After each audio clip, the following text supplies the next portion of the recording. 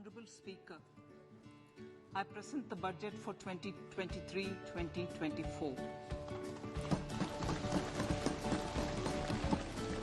This is the first budget in Amrit Kaal. Since 1947, there have been a total 73 annual budgets, 14 interim budgets, 4 special budgets. An interim budget gives the complete financial statement, both expenditure and receipts, which is not the same as a vote on account. Let's understand what is vote on account. Vote on account is usually presented when government on that day doesn't have time to present a full budget. A full-fledged budget has to go through multiple stages, including general discussion on demands for grants of various ministries and departments, appropriation bill and finance bill. What is a full budget? Why vote on account and not interim budget? What is appropriation bill and finance bill? Let's know these things. Before that, please do like, share and subscribe my channel. Vote on account deals only with the expenditure side of the government. It's a special provision made to make sure that there is enough money at the disposal of the government to allow it to run the administration of the country. Even though there are some fundamental differences between vote on account and interim budget, some may find them similar. Both are crucial part of our constitution and provide an essential function. Interim means temporary or for the time. It is observed that the interim budget is usually set into motion during an election year or a transition period. The major difference between vote on account and interim budget is that vote on account cannot impact tax regime, whereas interim budget can impact or change it. Let's find some basic differences between interim budget and a vote on account. Interim budget consists both expenditure and receipts. A vote on account lists only the expenditure bared by the government. Interim budget has to be discussed in the Lok Sabha and then passed. A vote on account is treated as a formal matter, so it can be passed by Lok Sabha without discussion. An interim budget is valid for an entire year. A vote on account is usually valid for 2 months. In this condition, Parliament to draw money from the Consolidated Fund of India. Now we need to understand the annual financial statement of government, that is budget, which lays out fiscal roadmap for the country for the next 1 year. Budget is prepared by the Ministry of Finance in consultation with Niti Aayog and other concerned ministers. The Department of Economic Affairs (DEA) in the Finance Ministry is the nodal body responsible for producing the budget. Budget making starts in August-September. That is about 6 months prior to its date of presentation. It needs to be passed by both houses of Parliament before beginning of the financial year, that is April 1st. Now we see steps involved in budget making process.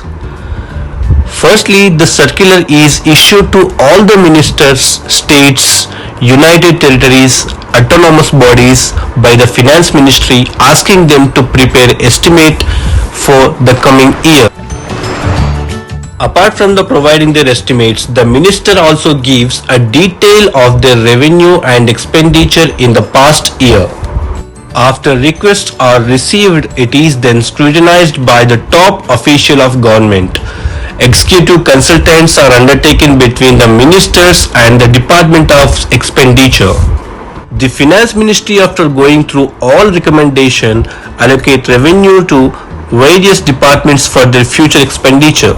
Later, the Finance Minister holds pre-budget meetings with various stakeholders to know about their proposals and demands. The stakeholders include state representatives, bankers, agriculturists, economists and trade union. Once pre-budget consultations are done, the finance minister takes the final call on demands, and it is also discussed with the prime minister before finalization. Now we are going to understand what is finance bill and what is appropriation bill. Finance bill also defines as a money bill. In Article 110 of Constitution, a bill introduced in the Parliament every year is to give effect to financial proposals made by the government for upcoming financial year.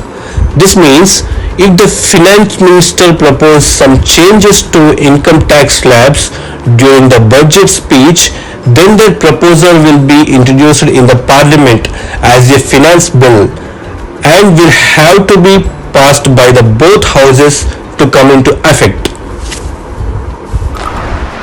Appropriation bill, also money bill, like the finance bill, which defined Article 114 in the Constitution of India, is a bill that authorizes the government to withdraw funds from the Consolidated Fund of India to meet the expenses that could be incurred for the financial year.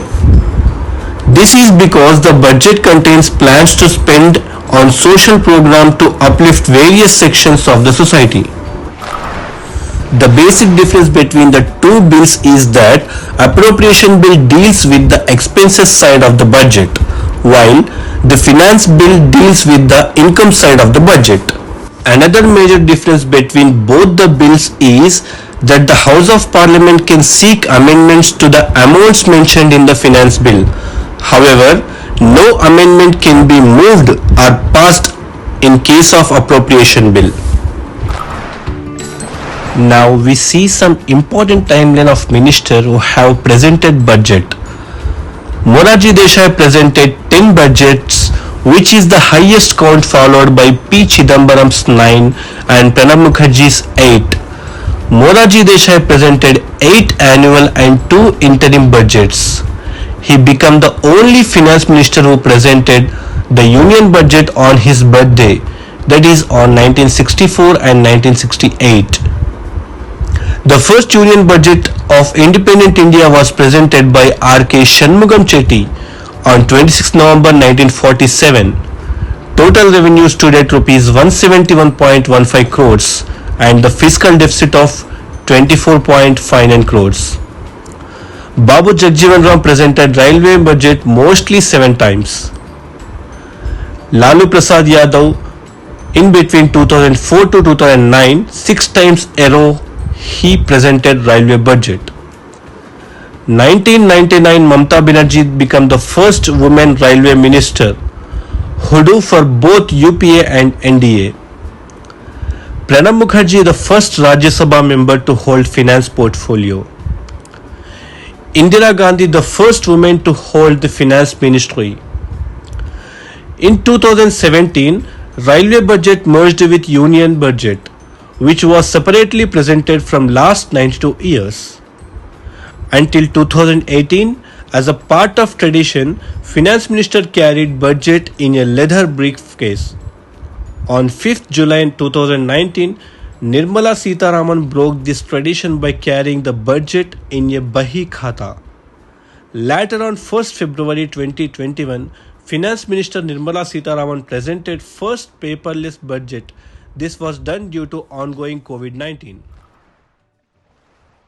Now the 2023 budget session. On February 2023, our financial minister announces those who are earning up to 7 lakhs a year need not to pay income tax. Import of capital goods, machinery required to make lithium-ion cells for EV batteries get duty exemptions. Mobile phones, TVs to get cheaper, toys, bicycles, automobiles decrease their prices. India's imports are projected to increase around 30% of the GDP by the end of financial year 2023, which was around 21% in the financial year 2021. On the other hand, exports would be remain same around 22.6% in financial year 2023, increased slightly from 19% in financial year 2021.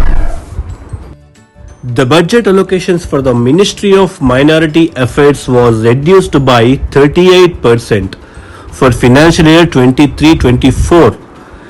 Several scholarships and skill development schemes got major fund cuts.